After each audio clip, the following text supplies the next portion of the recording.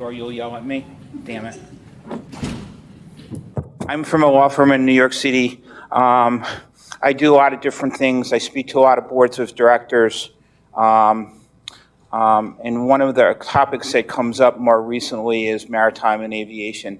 Two things you will never hear about in any other cybersecurity conversation in New York City.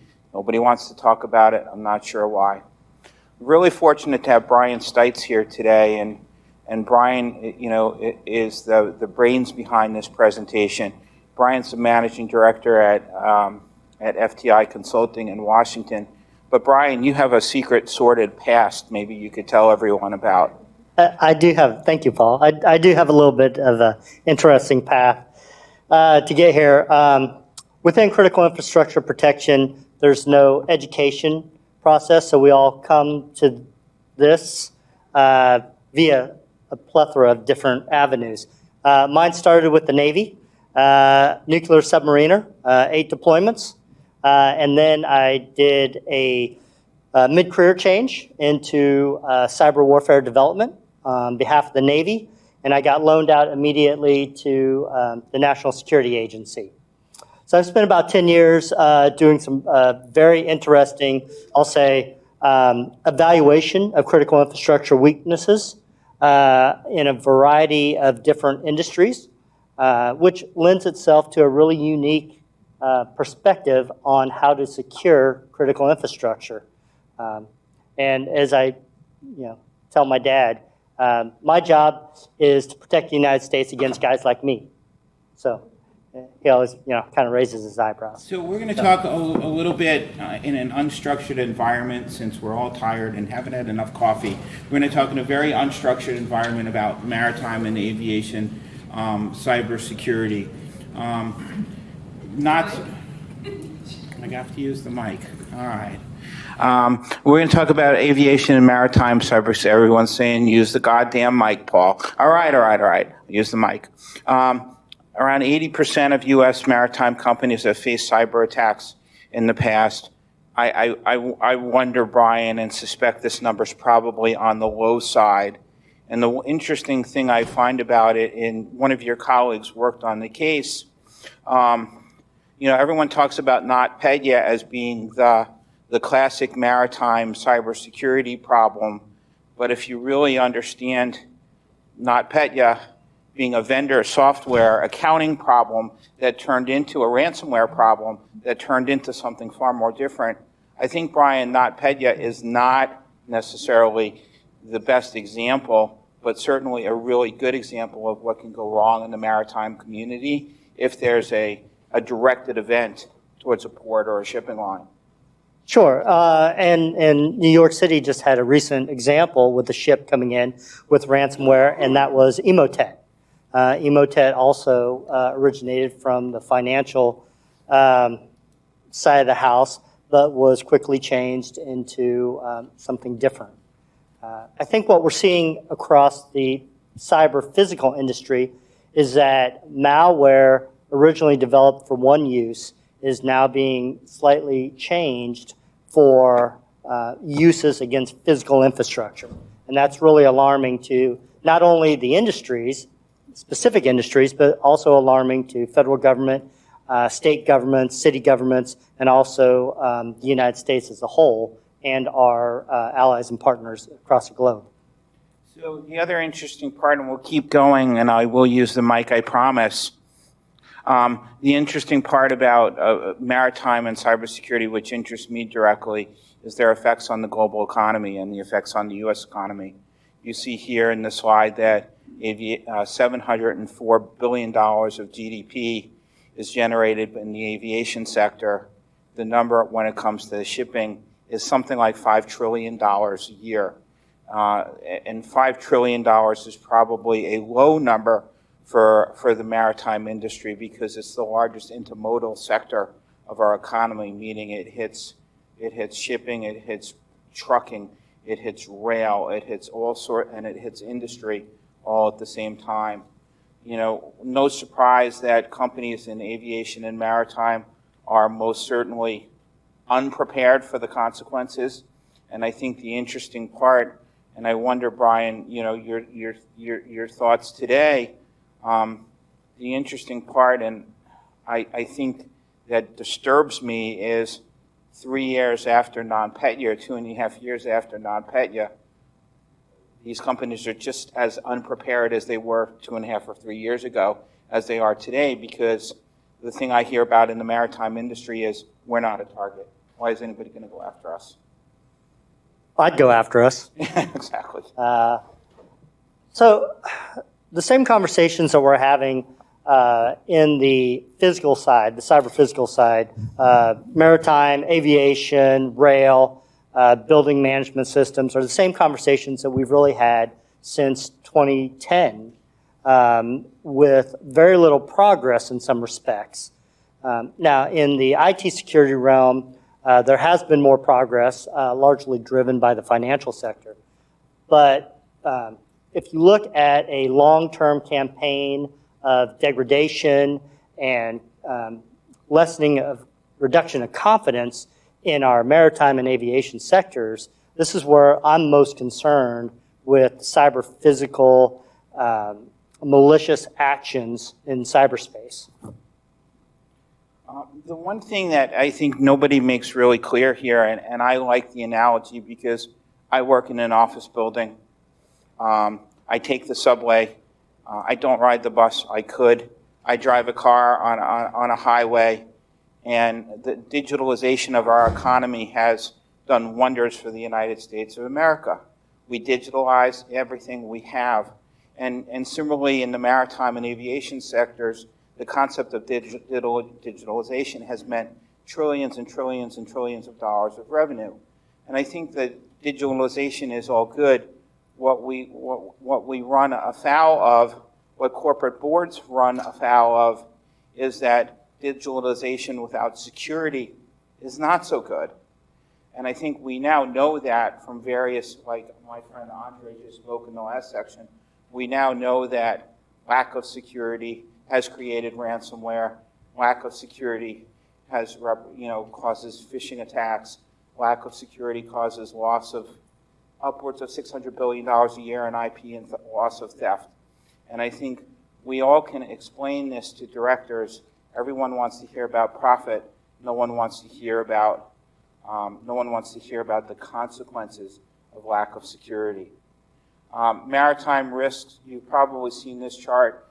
This chart has jumped up in a bunch of different areas of the country. You saw this chart a lot when there was last year, and I think 2017, Brian, with the Black Sea spoofing. You saw lots of different activities around where there were maritime specific threats. No kidding, if you look at the ports of entry, you look at the Florida Straits, you look at the West Coast with China, you see threats coming in from all over the world and all over the country. And I want to call it threats, not just cybersecurity threats, but physical threats, criminal threats as well too. And we see a lot of this with activity come out of the Far East and other jurisdictions which, send, goods into the United States. So the cybersecurity chart is interesting. The aviation chart, not a surprise, I guess, Brian, in terms of the concentration of aviation risks around the United States. So I find these charts fascinating because they're exciting, they're terrifying, they're thrilling, they're colorful. Yeah, maybe not so much this one, but they are, right? I mean, this is a snapshot of the U.S. and the global economy, and it's thriving in a lot of ways. But I'm not really concerned about these two charts because they're already old. I'm concerned about the chart that's in a year, that's in 3 years, that's in 5 years. And what's that going to look like? And what is the attack surface in the digital domain that's going to threaten global growth and prosperity? That's what I'm concerned about. And from an intelligence background and from a practitioner background, I'm not so much concerned about what I can see, but what is it in this picture that I can't see? What are the unknown unknowns that are going to jump up and bite me? And within the intelligence community, we call those black swan events. And you can only piece them together after the event has happened. But I think we're in an era that we can actually predict black swan events if we apply some creativity to the problem at hand.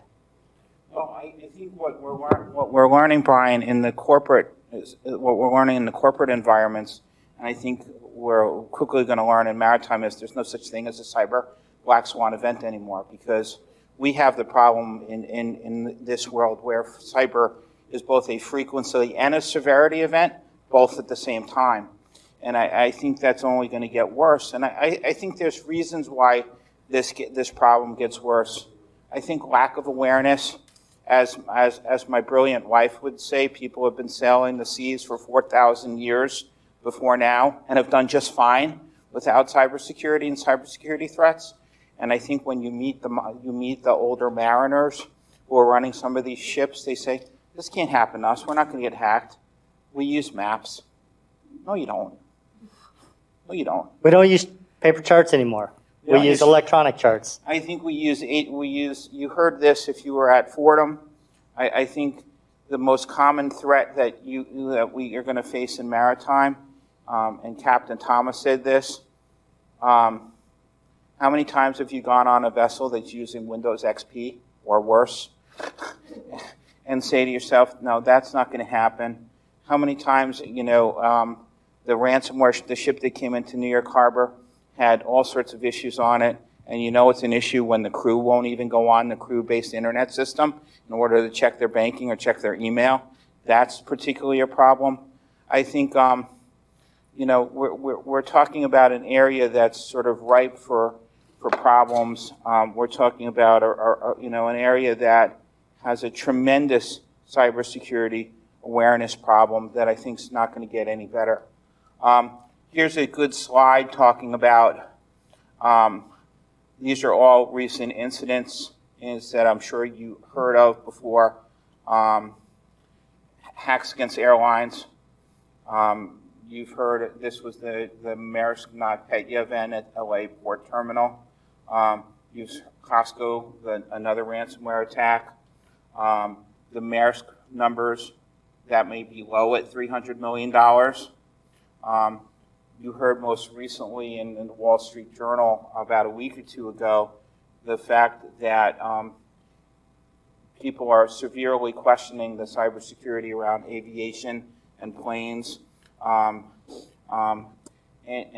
Brian, you were able to explain to me the other day, and I didn't understand the genesis, but planes were never supposed to be internet accessible.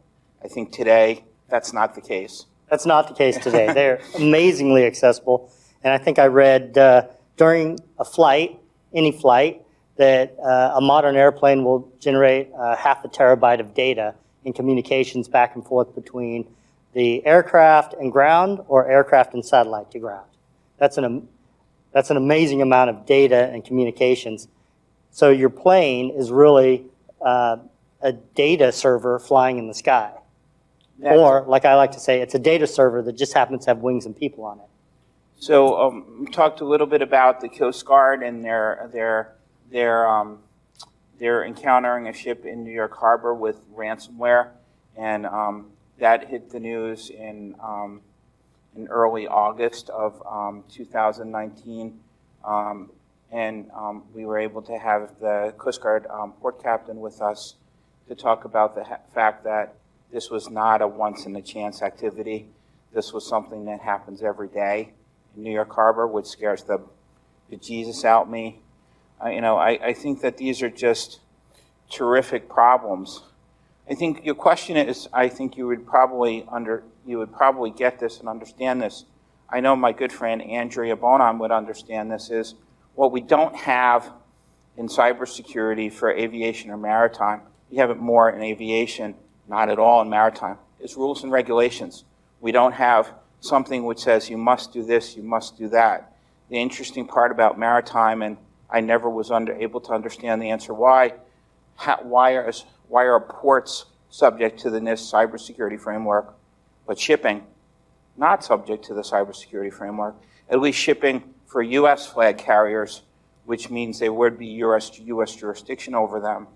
Makes no sense to me. It made a lot of sense to the shippers who've been shipping for 4,000 years without a problem. But, I think, part of what we find in corporate America today is the problems we have around cybersecurity are lack of awareness, lack of support, lack of rules, and lack of regulation. Corporate executives tend to not want to do stuff until they're told they have to do stuff. And that's where I come in as an SEC lawyer, as a regulatory lawyer, as a HIPAA lawyer, and come in and when somebody's going to get fined or sued or threatened or penalized, where I have the ability to say, look what happened to British Airways. Look what happened to Maersk. Look what happened to FedEx that just got sued for the NotPetya attack for underestimating the amount of revenue that it lost. We tend to run into these problems, I would argue, far too much today. I wonder when and how and where, Brian, we're going to take action. But I think what I did want to leave is, with your practitioner knowledge and your day-to-day knowledge of the cyber space for both maritime and shipping and aviation, what can we do better? How do we educate executives on things that we can possibly change the course here? Well, in maritime, we just have to do the basics. Just doing the basics would be better. The ship that came into New York, they had one password that was a common password that everyone on the crew could use. They didn't have any basic cybersecurity practices, no firewalls. Everything was on the same network. It was all open. So just doing the basics in some industries is doing better. In aviation, it's a little more advanced than that, but even still, architecturally, the systems are built to fly. They're built to be connected. They're built to work. They are not necessarily built for cybersecurity. So as an industry within aviation, I think that there's some room for growth, both at the engineering and also at the operational level. The interesting thing, I think, for this group is that the maritime and the aviation industries are only one node in a kind of a complex, dizzying, convoluted logistics supply chain that moves goods and services and people from one place to another place. But it's more than just the technology. It's the regulations and the laws and the legal bit and the just-in-time logistics. And it really is a team sport. I heard somebody say that before, but it really is a team sport. There you go. Shout out. What I'm finding as I go out to different industry partners is that maybe a company is doing okay, but then they don't realize that their major dependencies is with their third-party vendor or their supply chain vendors who are getting parts 2 or 3 orders down. So I would offer that cross-jurisdictional issues, cross-regulatory and legal issues are very much in the realm of the unknown. And when I go out to industry, I say we need to think creatively about how we protect ourselves. Is the first line of defense at your firewall, or is the first line of defense at your vendor's firewall? And how do you make your defense in depth deeper? How do you give yourself more time to understand when a compromise has occurred? We know this answer because my distinguished friend Andre just walked in the room, and he said something that I'm not sure many people picked up on in the last presentation, but I did, and it's about threat intelligence sharing. And imagine, Brian, if we had a world in shipping and maritime and ports and aviation where rather than keep it a secret and not disclose because you're afraid of disclosure, imagine if we had a functioning aviation ISAC or an FS ISAC, or shipping ISAC, which is able to share these threats and intelligence on a real-time basis. I think one of the things that we can do, we all can bear improvement in both corporate, maritime, and aviation is threat intelligence sharing. We don't do it enough. We don't do it a lot. I think the other thing that jumps out at me, Brian said this the other night, and he knew how right he was, but we see this in the corporate environment a lot. How often are we doing vulnerability assessments on our corporate networks? I go into clients and they talk about doing vulnerability assessments once a year. And I roll my eyes and I say, once a year? Attack patterns change once a week. And like, well, you know, it takes time, it takes resources. I get it and I understand it. And I say, imagine if you were for Marriott or British Airways or Equifax for one area which had an unpatched vulnerability for 5 months before they got hacked. Imagine if we were doing real-time vulnerability assessments more than once a year, and what sort of change would we see in the industry, and what sort of change would we see in security? Now, I'm not sure, Brian, that's 100% fixed because technology moves faster than vulnerability assessments, but I do believe doing more than one a year is probably a good idea. Absolutely. So that was a rhetorical question, by the way. You know, I think what you're talking about is continuous diagnostics and monitoring, and those services to make sure that you're continuously assessing yourself and making sure that your health and hygiene is up to date. You know, as humans, we do that every time we look in the mirror. You know, we like make sure that we're doing okay. But I think we need to extend that as leaders and managers and practitioners out to our corporate world, especially in maritime and aviation.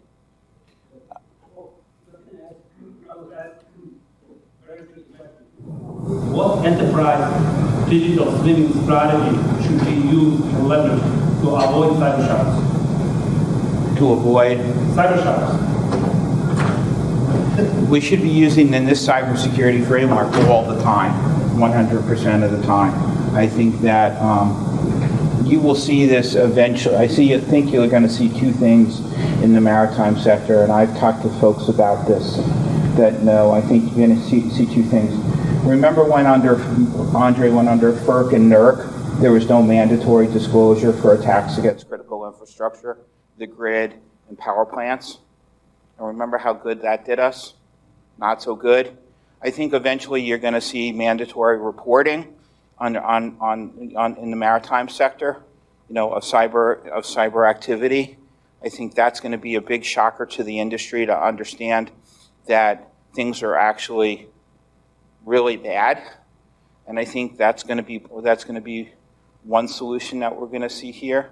I think the other thing we're going to see very quickly is the ability and availability of insurance. Now, we've not talked about insurance for maritime a lot, but there's a big debate whether cybersecurity insurance even exists for the maritime sector. Most people would say it won't exist. Most people will say if it does exist, it's illusory. It's something called silent cyber. That's going to all end in 2020 when the big insurance companies will either cover cyber or not. I think to cover cybersecurity, you're going to have to find some sort of a corporate change in the culture. I think you're finding that today in the corporate environment where people are, directors and officers, executives are getting sued. You're seeing fines and penalties. I think, you know, between lack of insurance, between mandatory reporting, which is going to affect underwriting standards, I do think you're going to see a change in attitude around the, you know, these two sectors of the economy, which are too great to ignore. And I think the third thing I want to say before we close is this is an attention span problem more than anything else. What do I mean by attention span? How many boards of directors do you go to, Andrea, and after 5 minutes of cyber talk, everyone starts to look at you like this and starts to fall asleep, right? Andre's not listening to me. How many boards of directors do you go to and they glaze over when you're talking to them about cybersecurity? What? People don't want to hear it. And I think, you know, I think not only do executives sometimes don't want to hear it, certainly the shipping executives don't want to hear it. I think the maritime industry really doesn't want to hear it because every day they're out of commission, every day they're at port, it's $100,000 a day sitting at the dock or sitting on a mooring outside New York Harbor when you can't get in. We need to raise the attention span of our communities around maritime and shipping and aviation. It's way too powerful areas of our economy. I'll leave you with one final note to just tell you how awful this could turn out to be. And yes, Andrea, I am the king of fear, uncertainty, and doubt. That is my job. Port of LA went out for a labor strike 10 years ago. $2 billion a day to the immediate Los Angeles, Long Beach economy. $2 billion a day. That was 10 years ago. Imagine today New York Harbor going down for 2 days, 3 days for a ransomware attack, and goods and services and ships not being allowed to land like Maersk. Think of the economic effects and say to yourself, isn't this something that deserves more attention? Not just attention from executives, but attention from government, attention from all the sectors of the military. Shouldn't we be doing more? And I know I have a lot of support from my friends at InfraGard about us doing more as a group, and I think we should do more and be more active. So Brian, sort of where do you see maritime and aviation in the next few years? Better, worse, stagnant? I guess worse could be nothing happening as well too. So in the aviation industry, I see more acceleration than I do in the maritime industry. Eventually, I do see the maritime industry getting up to step, just because, as you said, sailors don't sail ships like they used to. On a modern vessel, if the GPS gets spoofed or the GPS goes out, or if they have no way to communicate, they can't find their way across the sea.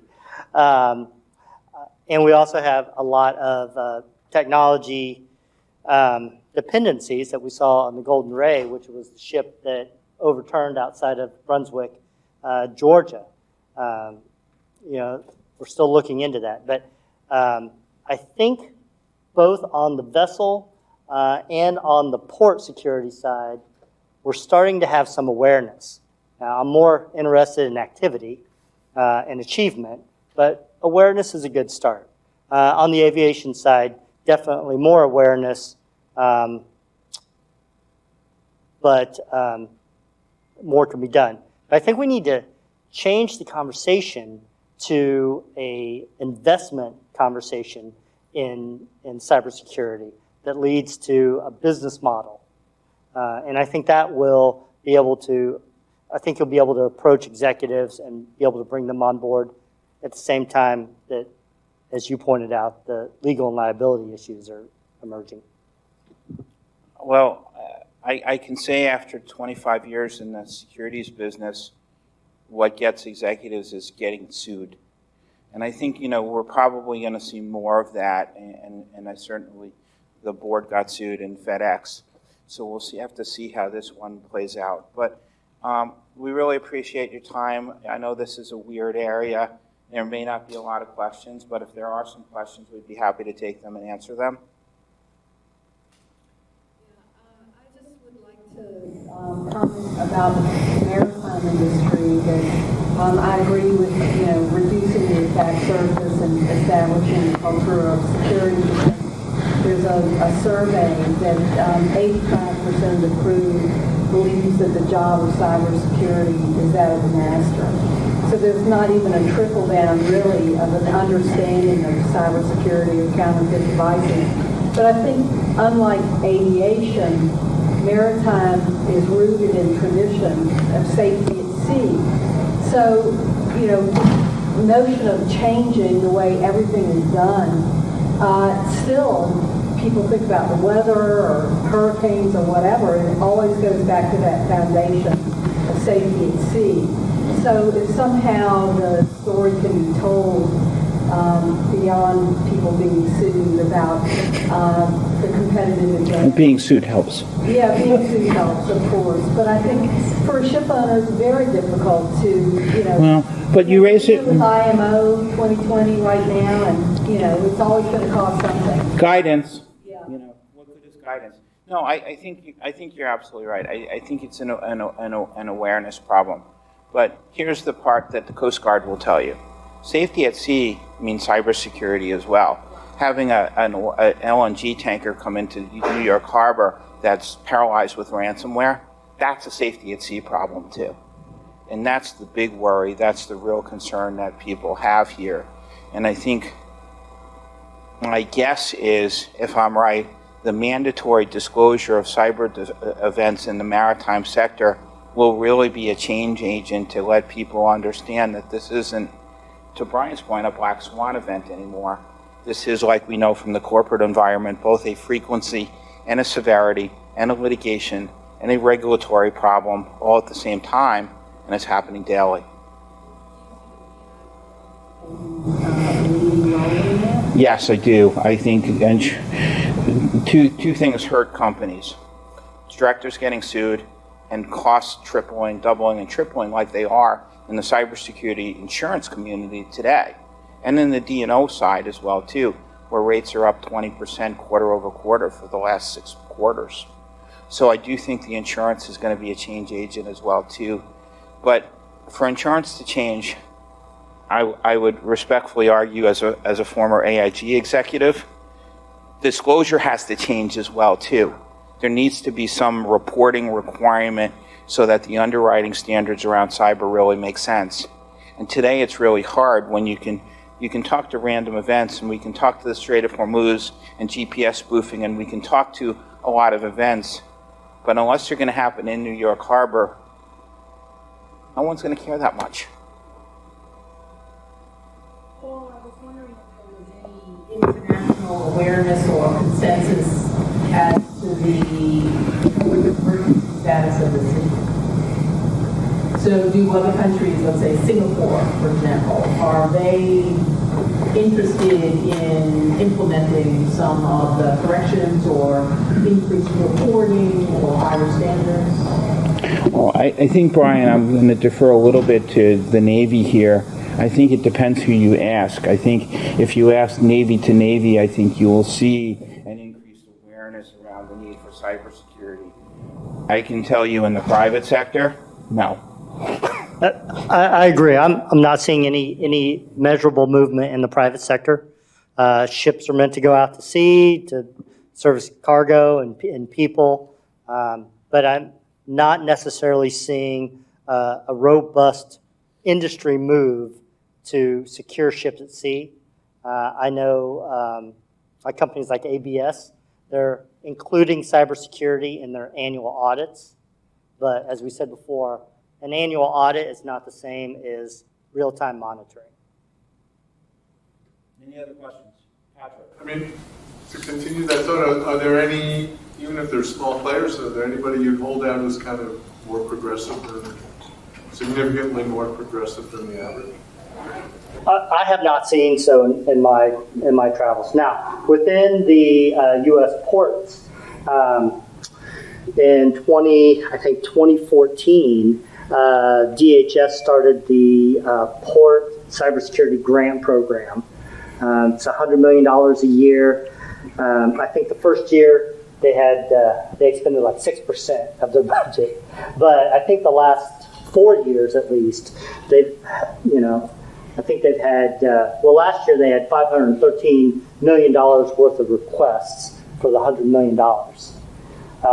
What I would offer is that if you look at like Georgia Port Authority down in Savannah, they do $1 trillion a year in cargo and goods. And if they get disrupted by one day, that's several tens of billions of dollars. Just one day. Wouldn't the onus to a degree be on the ports? Like, not only are the vessels themselves a risk vector for the ports, but if the ports, just as a matter of their own security and as a matter of national policy, refuse to actually grant docking rights to vessels that do not have at least a certain adequate level of compliance, then the cost of whatever security would become completely irrelevant to the boats. Here's the problem. If it was a U.S. flag and a U.S. port, I would agree with you that there's a better chance, and Captain Tama would say there's a better chance of compliance with cybersecurity rules and regulations because you may know that the U.S. Coast Guard has primary jurisdiction over shipping and maritime within a certain number of miles outside the U.S. ports. The U.S. Coast Guard could pull over, impound a ship if it wanted to, and it did in fact do so with the ransomware ship. But the ability of a U.S. port to tell Maersk, no, you can't dock at New York Harbor, no, you can't dock where people are depending upon revenue, that's a different problem, and it's an industry problem. So you're right, it should matter, it should affect. The chances of it happening are -0. The harbor master has authority to disallow vessels if there is a concern about A safety concern. safety, chemical, radiological, biological, if a ship is carrying or is suspected of harboring that sort of thing, right? So we have precedent. We just don't do it for cybersecurity.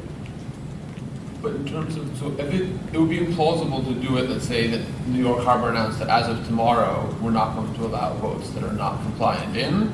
But if they said, we are going to implement these standards, that we're going to start checking 3 years from now, and 5 years from now, any boat that did not demonstrate compliance will be deemed a security risk, and under the existing, it wouldn't require any change in law. It could just be a policy of a couple, it wouldn't even have to be a nationwide policy.